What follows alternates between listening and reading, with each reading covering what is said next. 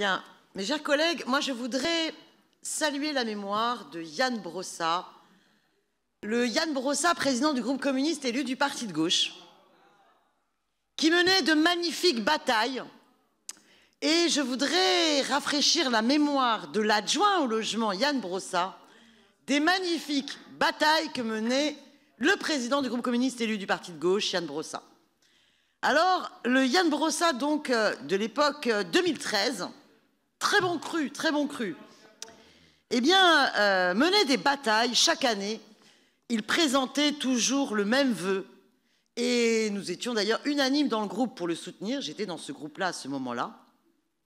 Et dans ce vœu, M. Yann Brossa alertait sur l'écart grandissant entre les revenus des ménages et le coût des logements du parc privé, entraînant une forte augmentation du nombre de demandeurs de logement social à Paris et la multiplication des situations de mal-logement. Il précisait que la municipalité entendait agir pour le maintien de la mixité sociale à Paris et l'accès au logement pour tous.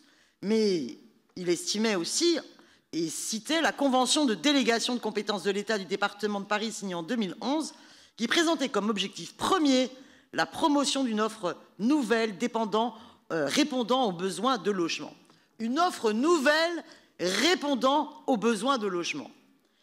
Je cite, « Dans un contexte de forte tension pesant sur le logement en région Île-de-France et malgré l'existence de contraintes fortes liées notamment à la densité bâtie du territoire parisien, au niveau de prix élevé du foncier et de l'immobilier, ainsi qu'aux caractéristiques techniques et patrimoniales du bâti existant, l'État et les collectivités parisiennes mettent résolument en œuvre une politique du logement qui promeut le développement d'une offre nouvelle, répondant aux besoins de logement dans leur diversité, favorisant la mixité sociale au centre de l'agglomération et améliorant la qualité du parc de logements existant.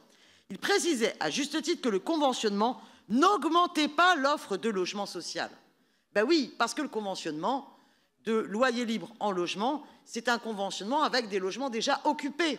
Donc un conventionnement de logement loyer libre vers un logement social n'accorde aucune place supplémentaire pour un demandeur de logement social.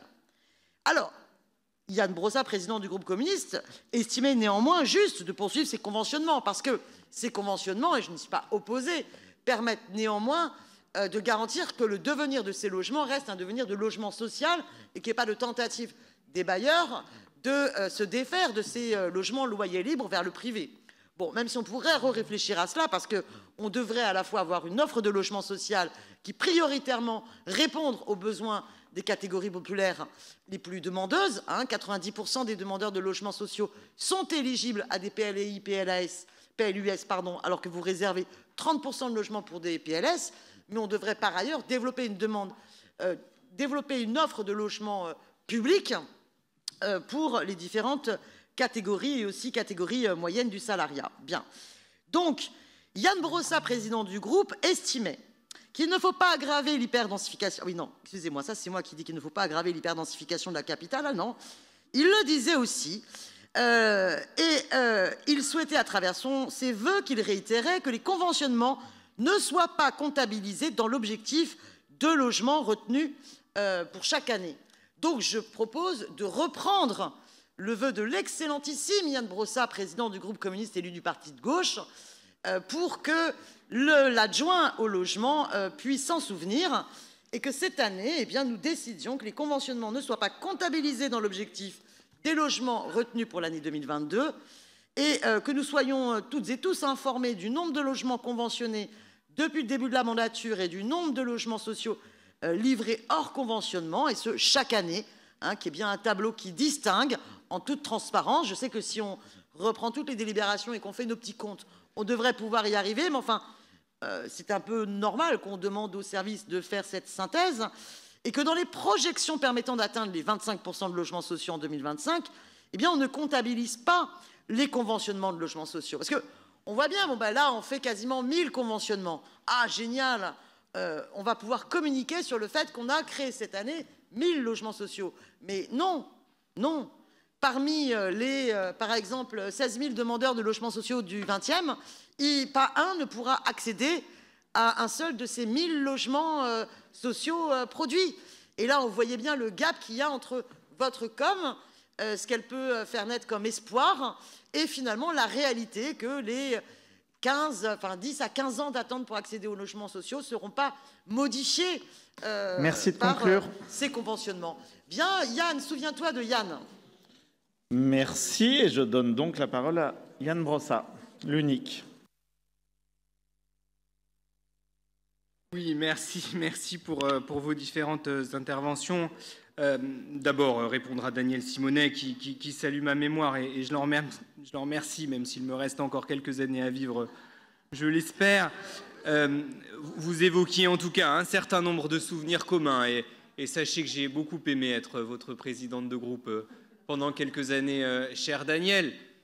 À l'époque, d'ailleurs, vous évoquez les changements qui sont intervenus depuis. À l'époque, vous votiez tous les projets de logements sociaux. Et vous ne développiez pas des argumentaires qui parfois ressemblaient à ceux de la droite. Mais enfin, ça fait partie des évolutions des uns et des autres. C'est la vie. Vous évoluez, moi aussi, et tant mieux. Quelques mots quand même pour vous signaler la contradiction flagrante dans laquelle vous vous trouvez. Parce que tout à l'heure, vous disiez « Attention, il ne faut pas trop densifier. Il vaut mieux faire du logement social en transformant le bâti existant. » Mais c'est exactement ce que nous faisons. Et lorsque nous transformons du bâti existant en transformant des logements existants en logements sociaux, vous nous dites que ça ne crée pas du logement supplémentaire. Alors expliquez-moi comment on fait. Si on ne peut ni transformer du bâti existant, ni créer des logements supplémentaires, à un moment donné, on ne peut plus faire de logement. Et donc, Daniel Simonet, je crois que, en l'occurrence, les contradictions sont bien partagées dans cette Assemblée. Pour le reste, j'ai bien entendu les remarques de François-Marie Didier. Vous dites que la ville de Paris est la seule ville de France à pratiquer les loyers capitalisés. D'abord, c'est faux. Et puis surtout, faites attention à une chose. J'ai vérifié les informations pendant que vous parliez. Dans les années 90, la ville de Paris pratiquait les loyers capitalisés. À l'époque, ça n'était pas notre majorité qui était aux responsabilités. Donc n'expliquez pas que les loyers capitalisés seraient une création de cette majorité municipale. Je vous le redis, dans les années 90, du temps où Jacques Chirac était maire de Paris, on pratiquait les loyers capitalisés. Donc n'allez pas expliquer que les loyers capitalisés seraient une espèce de lubie que cette majorité municipale se serait mise à pratiquer. Donc quand on utilise des arguments, il faut faire très attention. Il faut faire très attention. Et je vous le redis aussi sur les accusations que vous avez proférées tout à l'heure. Je veux bien vérifier la situation des familles que vous avez évoquées. Mais si ces familles ont fait l'objet d'un avis d'expulsion par le bailleur, c'est parce qu'elles n'étaient pas titulaires du bail. Et en l'occurrence, pour bénéficier d'un transfert de bail, il y a des règles très claires et ces règles, elles sont régies par la loi. Donc en l'occurrence, c'est précisément parce qu'il n'y a pas de clientélisme, parce qu'il y a des règles, parce qu'il y a des lois, que ces familles ont fait l'objet de ces procédures. Et je veux bien qu'on regarde, je veux bien qu'on vérifie, mais n'allez pas expliquer que ce serait la preuve d'une forme de clientélisme de la ville de Paris et qu'à chaque fois que vous nous signaleriez un cas, on ferait expulser les familles. Parce que ça n'est pas vrai, et dans votre fort intérieur, je sais que vous le savez. Donc faites attention là aussi aux arguments que vous développez qui ne sont pas justes et qui je trouve, n'élèvent pas les débats que nous méritons d'avoir dans cette Assemblée et que nous avons d'ailleurs depuis tout à l'heure avec une tenue qui est quand même autrement plus belle que ce que vous venez de faire à l'instant. Merci. Le vœu numéro 42 déposé par Madame Danielle Simonet est maintenu, j'imagine. Il est maintenu. Je passe donc la parole à Madame Valérie Montandon pour une explication de vote sur le vœu 42.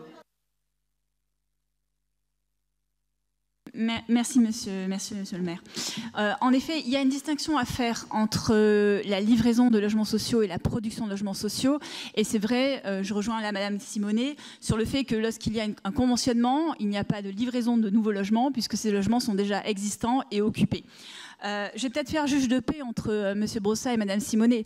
Déjà pour dire à M. Brossat que lorsqu'on dénonce la densification, c'est pas qu'on est contre le logement et notamment le logement social. Dans vos projets de densification, ce qu'on dénonce, c'est que chaque fois vous faites le maximum vous optimisez chaque fois les immeubles, les gabarits des immeubles au maximum de ce que vous pouvez faire, alors qu'on peut faire des immeubles plus bas, de 5 étages par exemple, et chaque fois tout est optimisé. Donc c'est ça qu'on dénonce.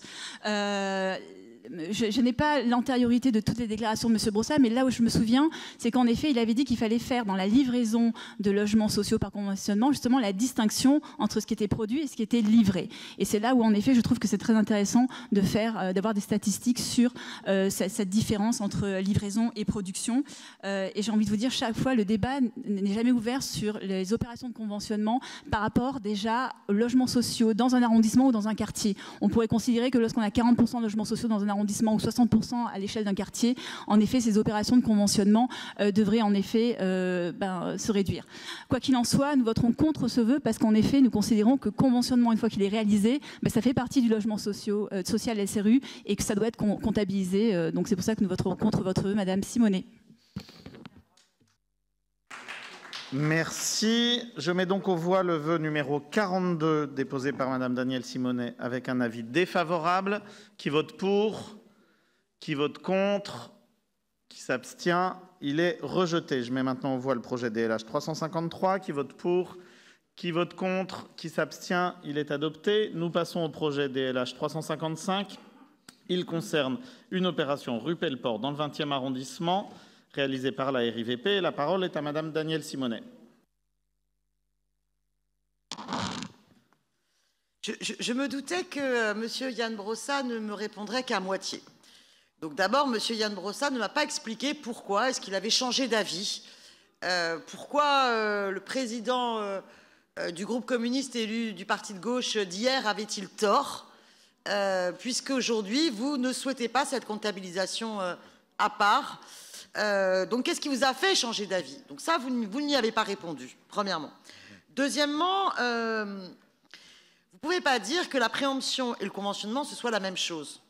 Quand on transforme un bâtiment, qu'on achète un bâtiment en préemption et qu'on le transforme en logement social, bon, évidemment, on pourrait le faire avec les occupants, ça c'est ce qu'on peut faire par exemple dans le diffus. Mais bien souvent, quand le bâtiment est en vente, il n'est pas forcément occupé. Donc une préemption ne signifie pas systématiquement finalement la même chose qu'un conventionnement au sens le bâtiment occupé.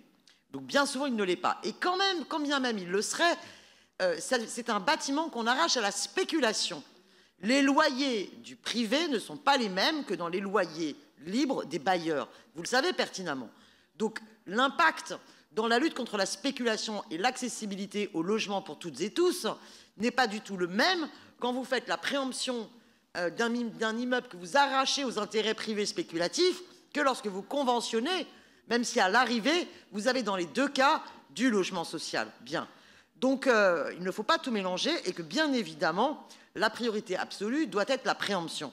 Mais oui, je pense que décompter à part est important pour être capable de se rendre compte du nombre de nouveaux logements sociaux accessibles aux demandeurs. Qu'est-ce que l'on permet réellement dans la ville? Donc, je trouve regrettable qu'il y ait toujours cette régression-là. Et surtout que j'ai vraiment le sentiment que les objectifs de livraison de logements sociaux se sont quand même bien réduits de mandature en mandature, alors que les résultats de conventionnement, eux, augmentent. Donc on voit bien qu'on atteint là un gap et une limite. Et je pense vraiment, et ça a été redit d'ailleurs lundi dans le débat budgétaire, qu'on ne se donne pas tous les moyens, et ça se voyait dans le budget des investissements, tous les moyens pour pouvoir préempter les bâtiments qui sont aujourd'hui en vente et qui permettraient de produire du logement social sans bétonner un seul mètre carré de plus et répondre aux enjeux écologiques qui, non, ne sont pas des arguments de droite, qui sont des arguments écologiques, voilà. Et tant mieux si qui que ce soit dans cette Assemblée, quel que soit son groupe, se mette à les reprendre. Lutter contre les îlots de chaleur, c'est lutter contre l'artificialisation des sols. Et vous le savez bien, notre priorité doit être de chercher la reconquête de la pleine terre et d'espaces de pleine terre dans Paris. Et donc, user de la préemption sur tous les bâtiments à vendre devrait faire l'objet d'une politique bien plus volontariste. Sauf que, évidemment, ça n'a pas le même coût, ça n'a pas le même prix. Et donc, vous privilégiez les conventionnements, parce qu'avec les conventionnements, vous faites une opération double. À la fois, ça permet d'avoir des financements pour transformer les logements loyers libres en logements sociaux. Et en plus, ça vous permet d'avoir des nouvelles recettes par le biais des loyers capitalisés. Donc forcément, faire 1000 logements sociaux par conventionnement en récupérant les loyers capitalisés, c'est tout bénef à tout point de vue quand la préemption de 1000 logements pour faire 1000 logements sociaux, là pour le coup, ça a un coût en termes de budget d'investissement. Sauf qu'à l'arrivée, dans l'intérêt général et la lutte contre le pari spéculatif et le pari vendu, pour reprendre le titre d'un de vos ouvrages, le résultat ne serait pas le même. Alors je trouve dommage que le Yann Brossa d'aujourd'hui ne se souvienne pas plus des combats du président du groupe communiste élu du parti de gauche d'hier. Je vous remercie. Je vous remercie. Donc pour vous répondre, je donne la parole à monsieur Yann Brossa, s'il vous plaît. Oui, rapidement, on est quand même assez loin de la délibération qui concerne la réalisation effectivement d'un programme de conventionnement de 80 logements sociaux dans le 20e arrondissement. Nous continuerons à avoir ces débats, cher Daniel, et j'aime beaucoup nos discussions, mais nous ne sommes pas obligés de prendre en otage cette Assemblée pour cela. Simplement, pour vous dire que la réalité, c'est que de toute façon, lorsque nous conventionnons des logements et que nous les transformons en logements sociaux, la loi fait qu'ils sont intégrés à notre taux SRU. Donc ce n'est pas moi qui choisis de les comptabiliser dans la production de logements sociaux, c'est la loi qui me l'impose. Et de fait, ce sont des logements qui sont intégrés au taux SRU, ce qui n'était pas le cas avant qu'ils ne fassent l'objet de ce conventionnement. Voilà, pour le reste, le grand avantage du conventionnement, en plus du fait qu'il conduit dans la majorité des cas à une baisse de loyer, c'est qu'il nous permet d'intégrer dans le parc social des logements sur une longue période et d'éviter tout autre projet, par exemple la vente de ces logements sur une période qui peut, sur une période de 50, 60 ans. Donc c'est une politique de long terme, mais je crois d'ailleurs que sur le fond, il n'y a pas de désaccord entre nous. Donc je vous propose qu'on s'en tienne là et qu'on vote cette délibération. Je vous remercie. Je mets donc aux voix le projet DLH 355 qui est pour, qui est contre, qui s'abstient. Il est donc adopté. Je vous en remercie. Nous examinons le projet DLH